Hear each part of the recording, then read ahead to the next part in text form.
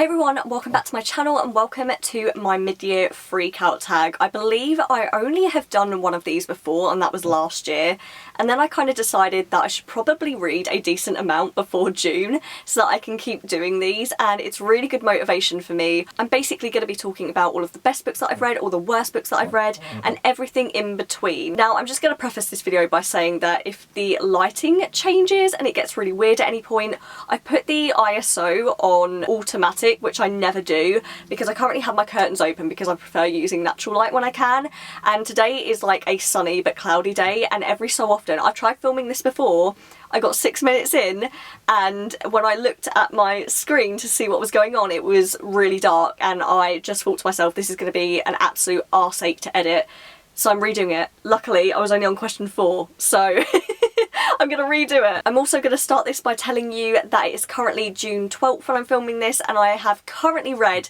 43 books. I'm on my 44th at the minute, which I'm hoping to finish today if I can honestly get my arse in gear and not procrastinate. So without further ado, let's get on with questions. So the first question is best book that you've read so far this year, and that goes to Ruthless Vows by Rebecca Ross. I read this all the way at the beginning of the year because in the UK this only released in January, whereas I believe it released in December for the US. This is the sequel to Divine Rivals, and it's also the last book because this is only a duology, and it's basically a YA historical romantasy duology that follows these two characters who basically converse through letters, and they send their letters through a wardrobe and they kind of like magically appear to the other person, and the girl in this doesn't actually know that she is conversing with her arch nemesis who she's actually working with at this newspaper. And whilst this is all going on, there's like a war with two gods happening, and the young girl in this, her brother is actually missing in that war, and so the story kind of goes from there. Now I know that this last book was kind of a mixed bag with people, but I still really loved it. It was such a highly emotional book. I think the reason that it felt so different was because that the stakes felt higher, but also I felt like this one focused more on the fantasy elements that were introduced in the first book, whereas the first book to me felt more of a romance and with a sprinkling of fantasy, whereas this one felt very heavy on the fantasy. I still really love this and I still think about it quite often, and I honestly don't think that this is a duology that I will ever forget. It's definitely made me want to read more Rebecca Ross in the future. The second question is the best sequel that you've read so far this year, and for this one I've kind of cheated a little bit. It is technically still a sequel, but it's not necessarily the second book in the series, but I'm giving this one to All In by Jennifer Lynn Barnes. This is the third book in the Natural series, and this is a YA mystery thriller series that follows our main character Cassie, who has this natural ability to profile people, and one day she is headhunted by the FBI and thrown into this secret program that they created full of other teenagers that have these abilities that the FBI train years to get. And the idea of this whole group that they've set up is for them to solve cold cases, and so every single book in this series follows a different crime of some sort. I loved this series as a whole, but All In was the one that I think I rated the highest. I think, if I remember rightly, it just took me by surprise with the plot twists that were happening, and I also really enjoyed some of the new characters that were coming into the mix as well. But if I'm really going to say anything about this series, it's the fact that every single book in this series is pretty spectacular.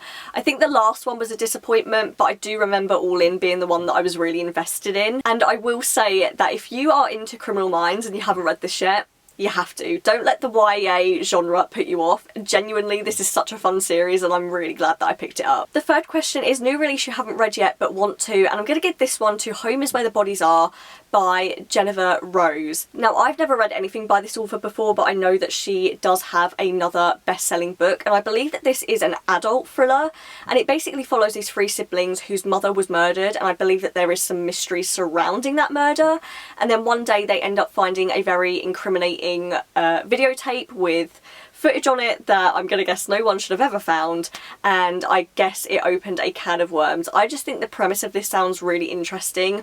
I also believe it's not a huge book, it's quite short, and you know me, I love a thriller, I love a good crime thriller, and I've never read anything by this author, so I wanted to include something in this that wasn't an author that I've read before or part of a series that I've read before, because I feel like that's cheating. The fourth question is most anticipated release for the second half of the year, and this one was so easy for me to answer. So the book I'm mentioning for this is Wisteria by Adeline Grace. This is the third and final book in the, I can't remember what it's called, and I was going to say Foxglove, no, Belladonna.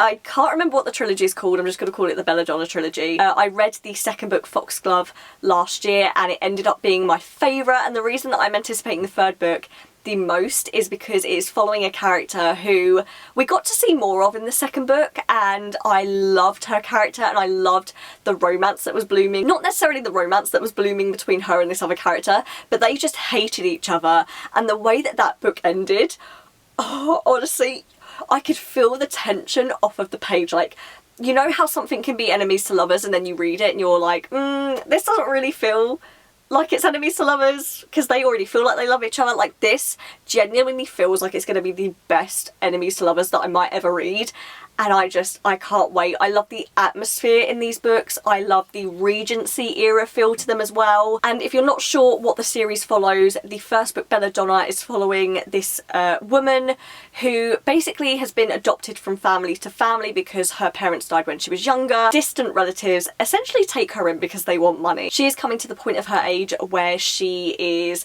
about to debut in society, but the weird thing is that she can see death himself, and that is all I'll say about that. But I love this trilogy so far. I love Adeline Grace's writing, just everything about it. I'm going to be so sad to say goodbye to this world and these characters, but I can't wait to get my hands on that third book. The fifth question is biggest disappointment, and when I saw this question I did not even have to think about this, because that one goes to House of Flame and Shadow by Sarah J Maas. If you are new to my channel, hi. Sarah J Maas is one of my favourite authors. I love Throne of Glass. Throne of Glass is elite, and I felt like the Crescent City series, originally a trilogy, there seems to be a pattern here for some reason, it was very promising when I read that first book. The first book was incredible and I will stand by that. The second book, still loved it and it had its moments, but it wasn't as good. This one, absolute shit show. I'm not going to go into what it's about, but there was one character in this who carried the whole book on her flammable back, and I just, honestly, disappointment doesn't even cover it. There was a rumour going around that Sarah wrote her first draft, scrapped it, and then wrote this one in like a couple of weeks, and honestly, if that's the case, it shows. It actually pains me to say this was shit. It was so bad. Like, I honestly, words fail me. Words actually fail me, and this was so bad to the point that I am so scared to pick up another Sarah J Maas book. I know everyone and their mothers are losing their mind over the fact that ACOTAR 6 is going to be releasing at some point, and you know, we're all eagerly awaiting news on that. I'm terrified, because this, I know people love to joke that Sarah J Maas's writing isn't that good. I personally loved it. This bad doesn't even cover it. And if you want to see my whole thoughts on this, I have a huge, like, spoiler reading vlog that's, I think, like an hour long. If not, you can watch my wrap up and I go into more detail. But genuinely, this was horrendous, and every time I look at it, it pains me, because honestly, I had told everyone that I was so excited for this releasing, and then they were asking me how I liked the book, and I was like, honestly, it was shit. Like, oh, honestly, I can't. Literally, I can't. Question 6 is biggest surprise. Now, this one is hard to do. I originally had written down one book, but I think I'm going to mention another, just because the one book that I was going to mention is by an author that I do enjoy from time to time, and I think the only reason I was surprised by that book was because of the nostalgia that it made me feel. But instead, what I'm going to mention is The Winter King by C.L. Wilson. Now, the reason that this is a surprise, if you can't already tell, look at the cover. In what world would I enjoy a book that looks like this? This looks like the kind of book that you see on your grandma's shelf and you think to yourself, I'm never going to read that, probably not going to enjoy the contents. And what's surprising is this, I don't know when this book came out or when this cover was created. It looks like something out of the 80s or like really early 90s or something. This is a fairly new-ish book. I think maybe, I want to say 2013, but I can't remember. I'm going to have to check now because this is going to bug me. 2014 this was first published, and that is the cover.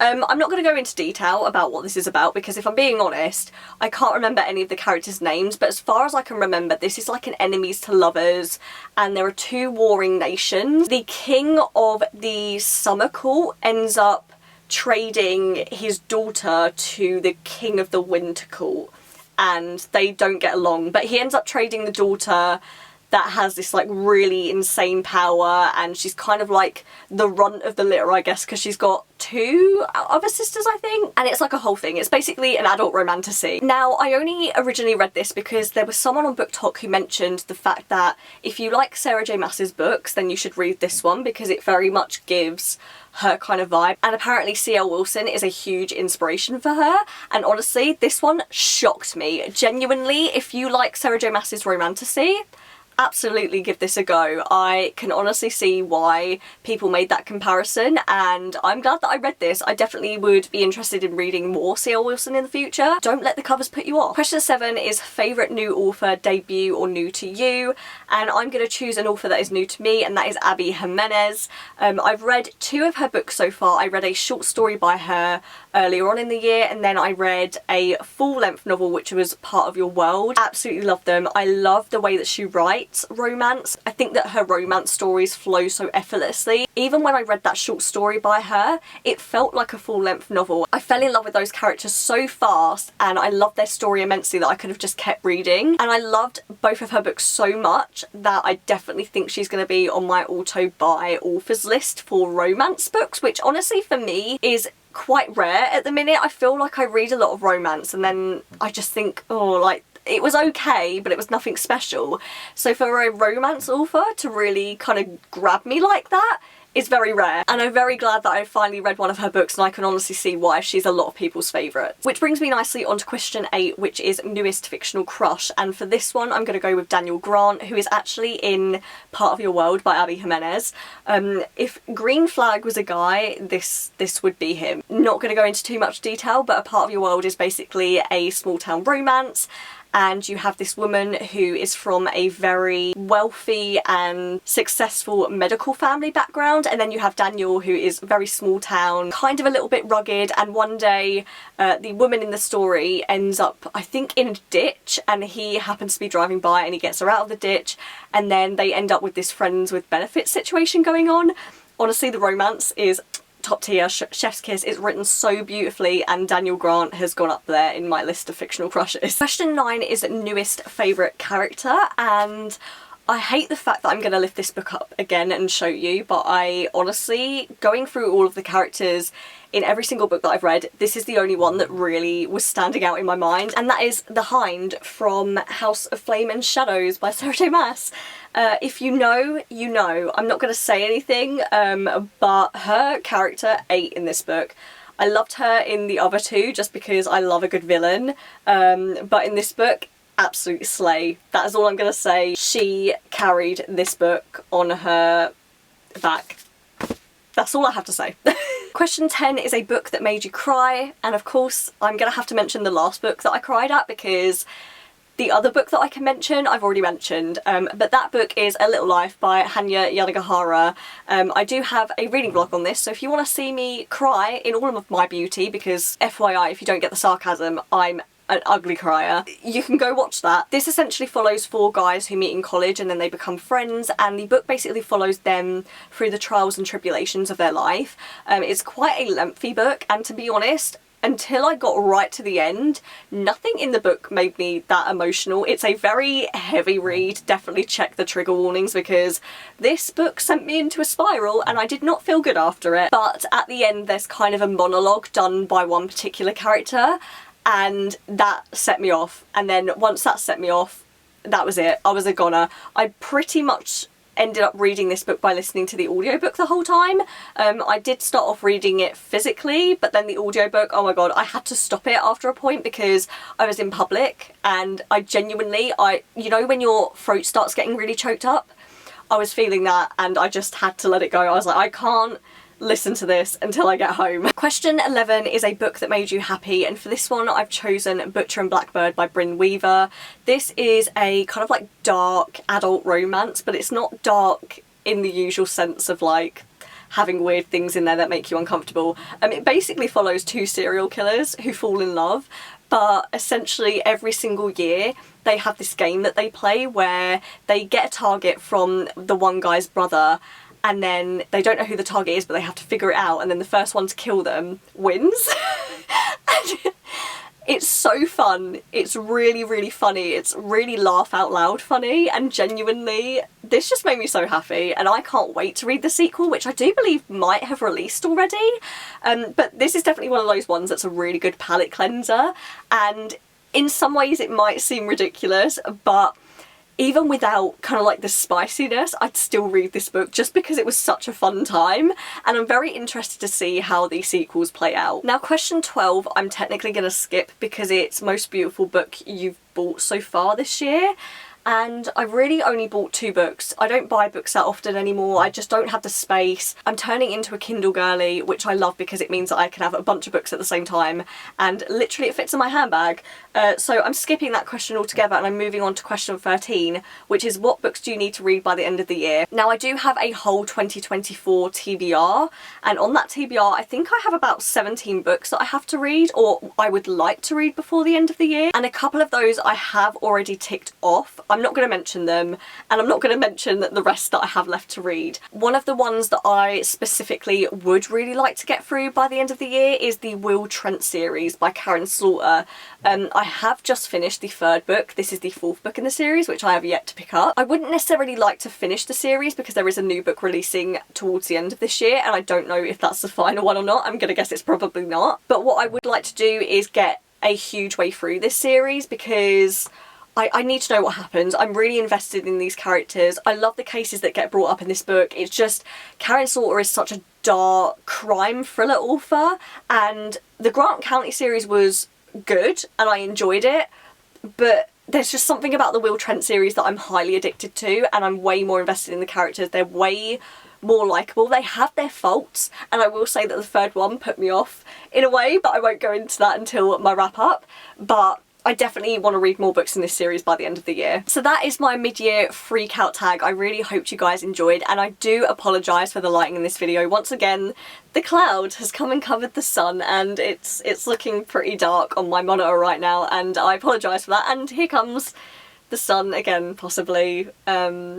I can't help it. I don't want to put on my ring light because it's too hot to do that, and I'm going to be sweating by the end of this. Anyway, leave me a comment below telling me what your best or worst book of 2024 has been so far. If you enjoyed this video, then don't forget to give it a like, and if you want to see more content from me, then don't forget to subscribe, and I will see you in the next video. So bye guys.